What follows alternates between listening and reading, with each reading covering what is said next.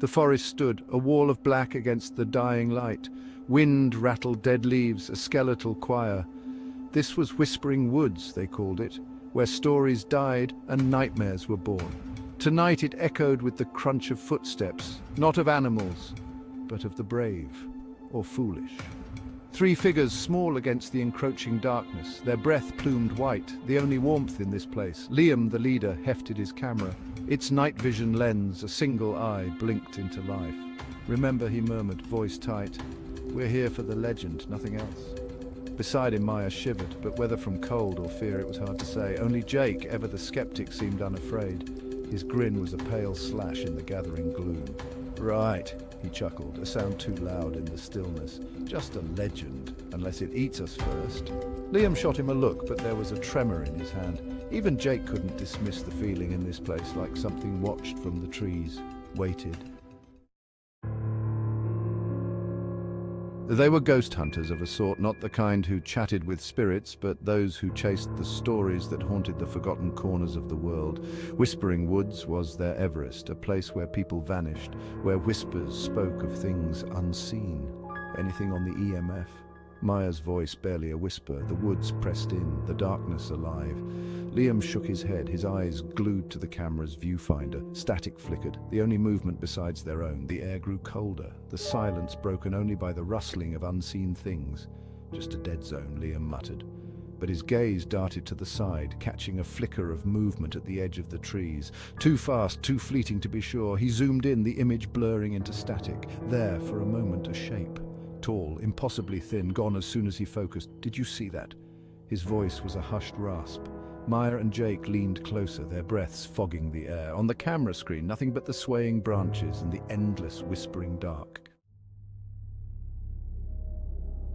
They pushed deeper, the trail vanishing beneath a carpet of dead leaves.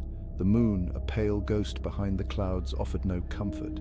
Here, beneath the skeletal canopy, the world was painted in shades of grey and black. Every creak of wood, every rustle of leaves sent shivers down their spines. "Guys!" Maya's voice was tight, choked with a fear she couldn't hide. She pointed towards the camera screen. 2 points of light, bright against the monochrome backdrop, stared back at them, unblinking, watching. "What is that?" Jake whispered, his bravado fading. The lights moved slowly at first, then with a speed that defied the laws of nature. They darted between trees, always watching, always present. Liam felt a chill crawl up his spine, settling like ice in his gut. This was different. This wasn't just the woods playing tricks. This was something else, something hungry. Section 4. Flight through shadow and static. Run! Liam didn't shout. There was no need. The single word hissed through clenched teeth was enough.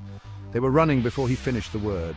Crashing through the undergrowth, the camera bouncing wildly. The trees were a blur, the ground uneven. Liam stumbled, his ankle twisting beneath him. Pain shot up his leg, but he scrambled back to his feet, driven by a primal fear he couldn't explain. The lights were closer now, flanking them, herding them deeper into the heart of the woods. Behind him, he heard Maya cry out. He risked a glance back. She lay sprawled on the forest floor, her face contorted in pain. Jake was trying to help her up, but it was too late. The lights were upon them, two swirling vortexes of static and shadow. Section 5. The forest keeps its secrets. Liam didn't think, he just ran. Ran until his lungs burned and his legs screamed for mercy. He didn't look back, didn't dare to see what became of his friends. The forest echoed with the sounds of the chase, the snapping of branches, the rustle of leaves, but louder still was the beating of his own heart, a frantic drum against the silence. Then silence. He collapsed, gasping for air, his back pressed against the rough bark of a giant oak. He never saw what became of Maya and Jake, never found the camera. The woods had claimed them, swallowed them whole. The legend of Whispering Woods lived on, a chilling testament to the darkness that lurked beneath the surface of the world.